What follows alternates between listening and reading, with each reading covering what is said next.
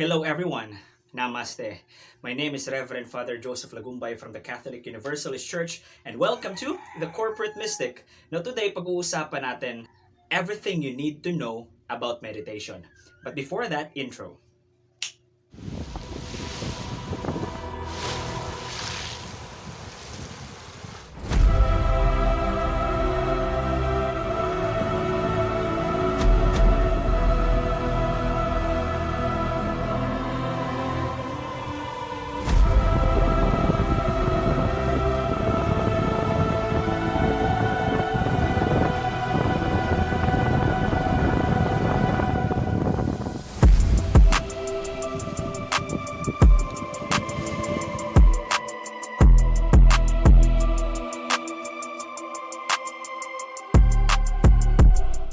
I often get this question a lot.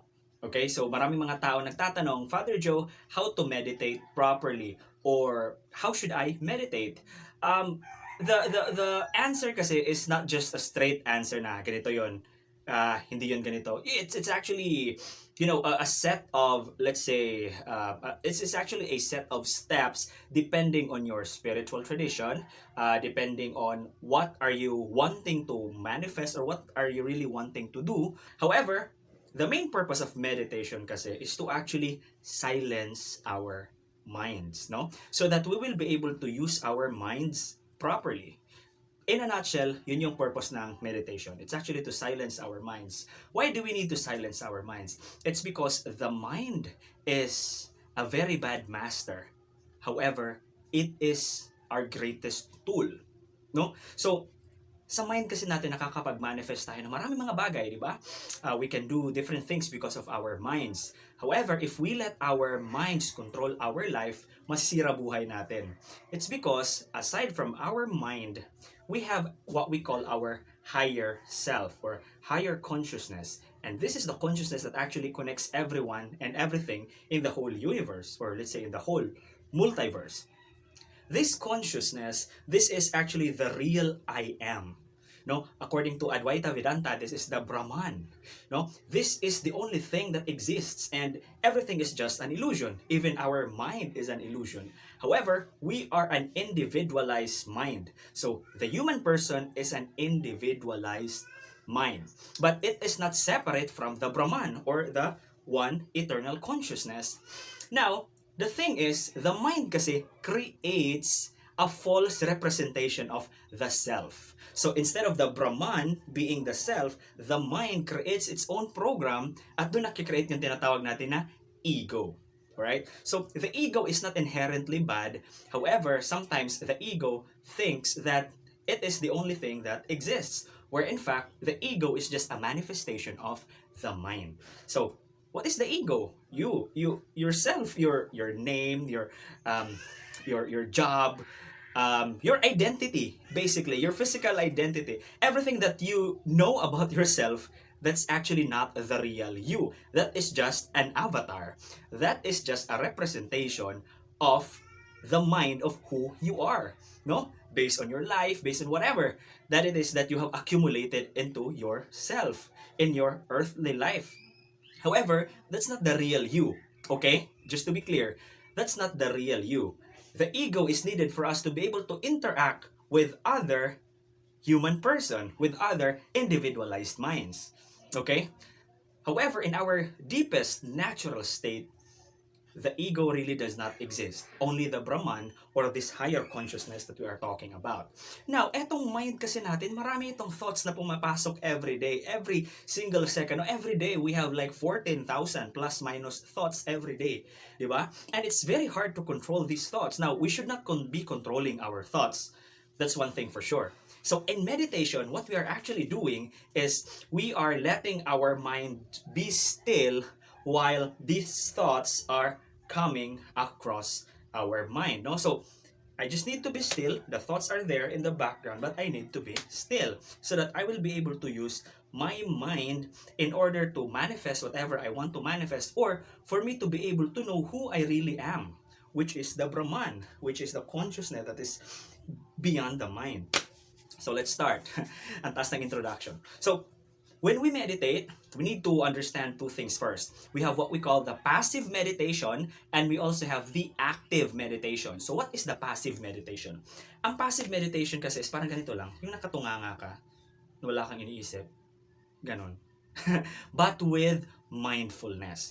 So in other traditions, they use mandalas or drawings, so that you focus on that mandala or that drawing or that structure, and then you slowly close your eyes, so that you will have this unified, or let's say nakasentro yung mind mo sa isang bagay. So you need to reach the state of one mind before you reach the state of no mind. Okay? So the mind kasi daw is para siyang isang monkey, no? The mind is a very playful monkey, and mahirap siyang kontrolin. But kung bibigyan mo ng saging ang monkey, the mind or the monkey will stay still. So yun yung binibigyan natin. Binibigyan natin ang utak natin ng something to focus on, so that we could center it in just one place. So yun, pag the mind is in one place, it stays still. So others use drawings, mandalas. Others use a candlelight. Others also use music. The monks in Tibet, they use the Tibetan singing bowl. Bong, diba? It gives a sound that your mind can focus into, and then your mind stays still. However, the most common and the most, I say, personally, I say this is the most effective form of meditation, is the meditation using breathing. So when you focus on your breathing, you actually just focus on breathing in and breathing out. So breathe in, breathe out. So when your mind is focused on your breathing, you cannot think of anything else. You know that something enters into your mind, but you don't entertain it. You just let it flow. So for example, ganito. I just focus on my breathing. Dapat puno yung diaphragm, dapat lumulobo yung chan. Hindi dapat yung parang yung hinga lang na ganun, hindi. Dapat para kang humihinga na parang isang baby. Yung hindi ka conscious. Ganun. So, find your natural rhythm. Find your natural flow in breathing. Dapat lumulobo yung chan. Okay? So, when you start breathing kasi, your mind has something to focus. Oh, I'm breathing in. I'm breathing out. I'm breathing in. I'm breathing out. So, that is the one mind na ina-achieve natin in meditation. And when we do that, okay, of course, thoughts will come into our minds. But don't entertain the thought. Because if you entertain the thought, may iniisip ka na, instead na nakafocus ka sa breathing mo, you are thinking of the thought na pumapasok sa mind mo. So what you need to do is do not entertain it, and also do not push it back. Because if you push it back, may iniisip ka na din, di ba? So, instead of achieving the state of no mind, because you are pushing the thought away, you are thinking of pushing the thought away. So, that's really ironic. So, dapat talaga, wala lang. Nakafocus ka talaga sa breathing. Tumunog yung pintuan. Hindi ko yun papansinin. Ay, may manok na, tumitila. Wala, hindi ko yun papansinin. Oy, bumukas yung door. Baka dumating na asawa ko. Hindi ko yun papansinin. Ganun lang. Just let it flow. Just let your thoughts flow. And then you will start to realize na it will dissipate. Your mind is still, but your thoughts are on the background. Yun lang. You don't stop your thoughts because it's literally impossible to stop your thoughts. Now, that is the passive meditation. And what is this? What we call active meditation.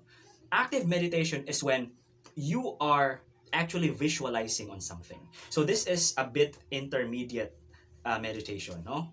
Hindi na siya yung nakaupo ka lang tapos breathing lang. So kapag nagpa-practice tayo ng active meditation, iba na, because we are starting to visualize something. Either we are visualizing an image of your deity, an image of your God. Perhaps you are visualizing a ball of white light in your heart, or in your third eye, or anywhere in your body. Perhaps you want to manifest healing. You are visualizing light somewhere. So that is active meditation. But before jumping into active meditation, let me just go back first to the basics, okay? So when you are meditating, when you are closing your eyes, kung napapansin mo na madami talagang thoughts ang pumapasok sa isipan mo. If you are very, very, very, very, ano tawag doon, very, very alert yung mind mo, yung eyeballs mo, naka-close yung mata, but yung eyeballs mo, dapat, it should be turned down. Nasa baba. Ganun siya dapat. Nasa baba yung eyeballs. So that your thoughts will not be, that drastic. Hindi siya ganun, hindi magiging masyadong active yung mind mo. However, if you feel sleepy when you are meditating, dapat your eyeballs should be up. Kasi, kapag naka-push upward yung eyeballs natin, it will force yourself to wake up. Okay? So, those are just tips. Okay. Also, our hands in meditation, if you are in a foreign place, if you are not, let's say, acquainted with the people there, for example, nasa mall ka, umupo ka lang sa gilid, and you wanted to meditate, so, dapat palms down. Because the palms kasi, dito kasi pumapasok yung energies from nature, from the atmosphere, or from the sun, or wherever. So, you need to put it down. Dapat naka-palms down siya. Okay? Dapat naka-palms down para wala kang ma-absorb na any negative form of energy. However, if you are outside in nature, nasa forest ka or nasa beach ka, na walang masyadong tao, you can just open it up. Or nasa sacred spot mo, let's say, nasa kwarto ka, and then you have your altar there, you can just face your palms up. Okay? So, ano ba tamang posture?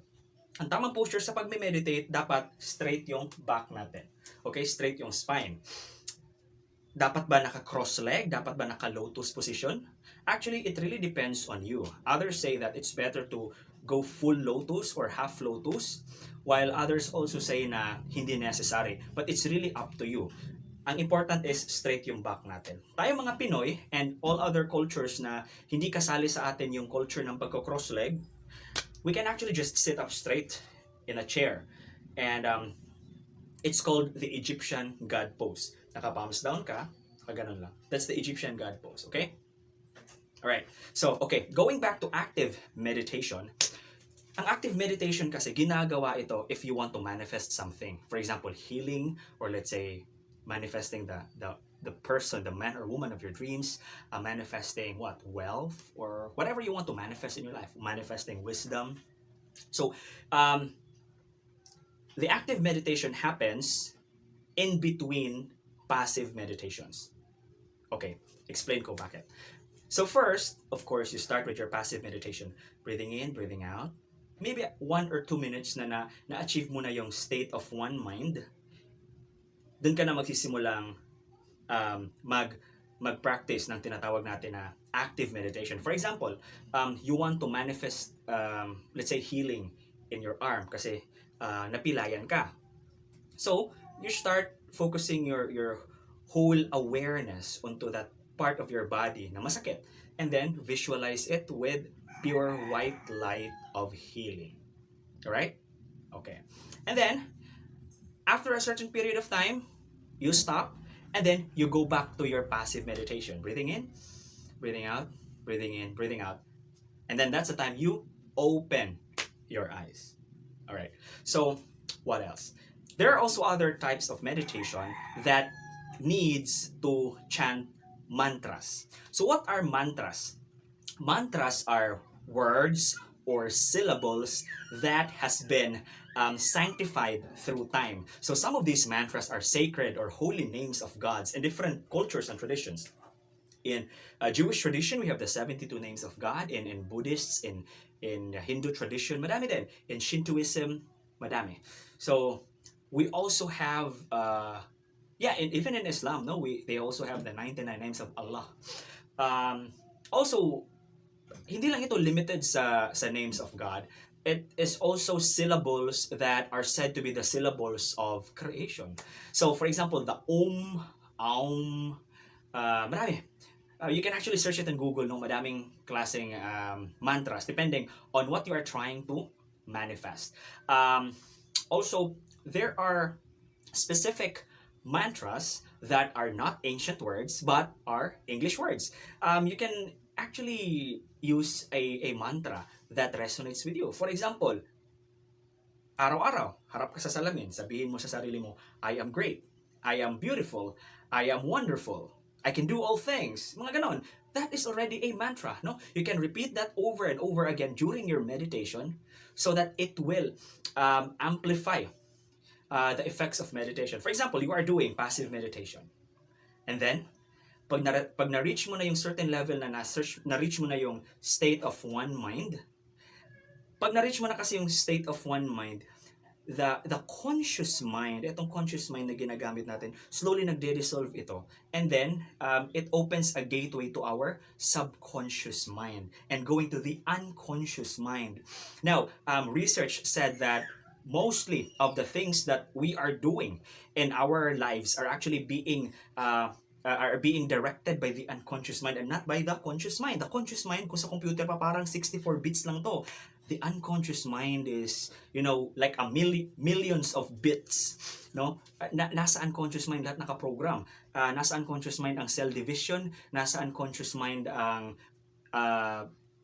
heart rate natin, yung functions ng lahat ng body organs natin, even our characters, even our traits, that patterns, the behavioral patterns that we have, it's actually within our subconscious mind. So, I have posted it somewhere in my videos that our childhood traumas actually affects who we are because it is being implanted on our subconscious mind. And during meditation, same lang din yan sa state of our minds kapag gising tayo 1 hour after we wake up or 1 hour before we go to sleep. It's the same frequency of our brains. So that's why when we are meditating and we are chanting mantras, it's also a good practice para ma-install sa minds natin yung mantras na sinasabi natin. I am great, I am great, I am great, I am beautiful, I am wonderful, mga ganon. Okay? And also, active meditation. During this time din, maganda din ito para ma-install natin kung ano yung gusto i-manifest natin. Mina-manifest natin magandang bahay, mina-manifest natin bahay, lupa, kotse, mina-manifest natin the person who will be our partner for this lifetime. Pwede yun. That's why meditation is really, really very important. Alright?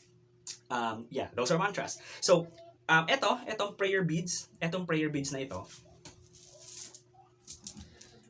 these are also tools, no, in meditation because there are some mantras, especially traditional ones, that you need to repeat it for a certain number of times so that it will take on effect.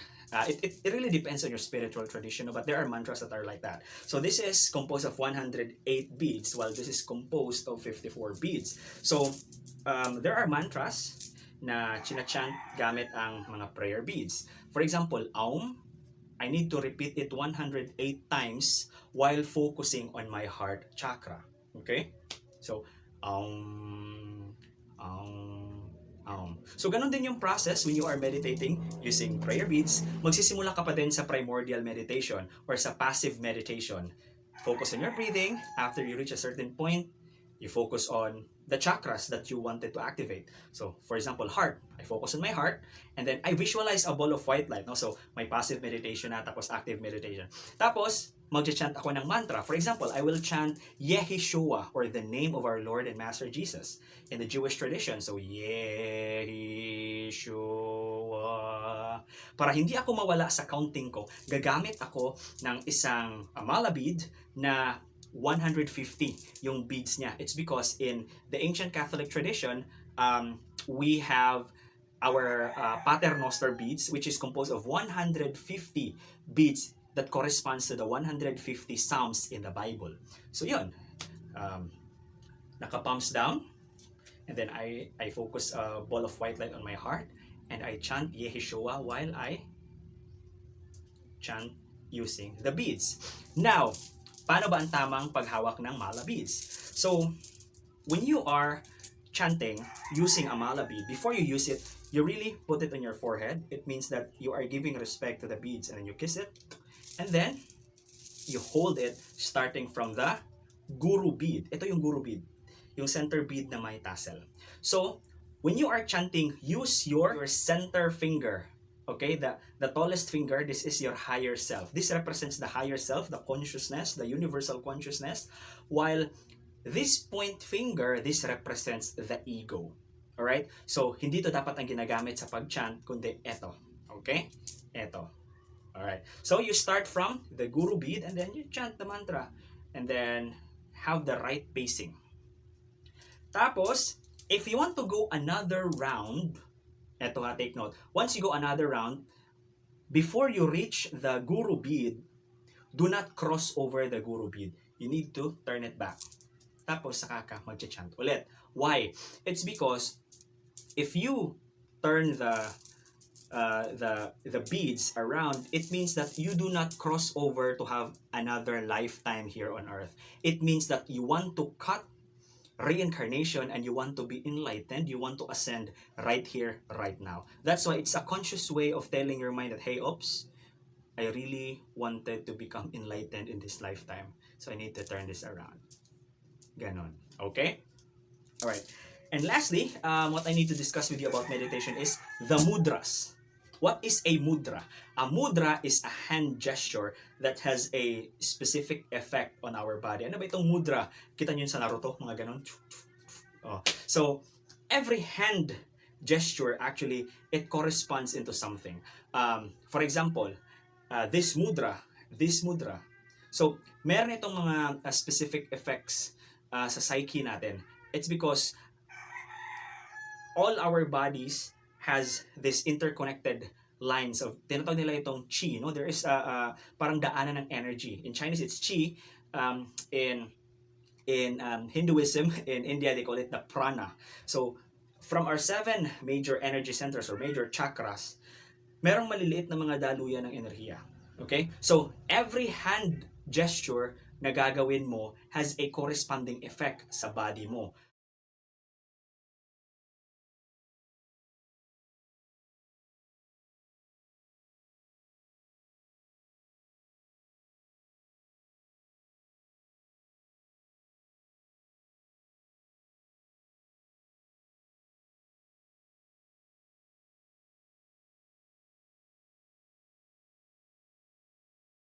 And you can search all these different types of mudras on Google in order for you to be able to use them at the right moment for the right reasons. All right?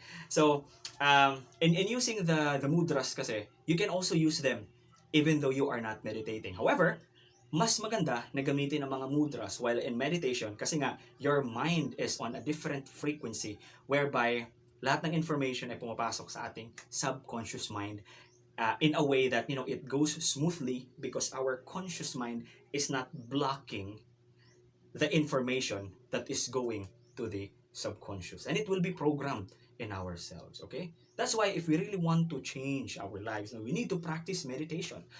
If everyone in the world knows how to meditate, like starting from a 5-year-old kid up to a grown-up adult, then the world will become a better place to live in. Alright guys, so I hope that you've learned something new today, and if this is your first time watching, please click like, please click subscribe, and also ring the notification bell so that next time if I upload videos like this, you will be one of the first few people who will be able to watch it. Thank you so much for watching. This has been Father Joe saying Namaste.